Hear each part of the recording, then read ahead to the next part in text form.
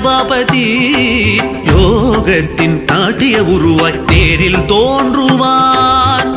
பன்னிசை நாதம் விண்வெளி முழங்க பேரம் மலனோ நடம் புரிவார்.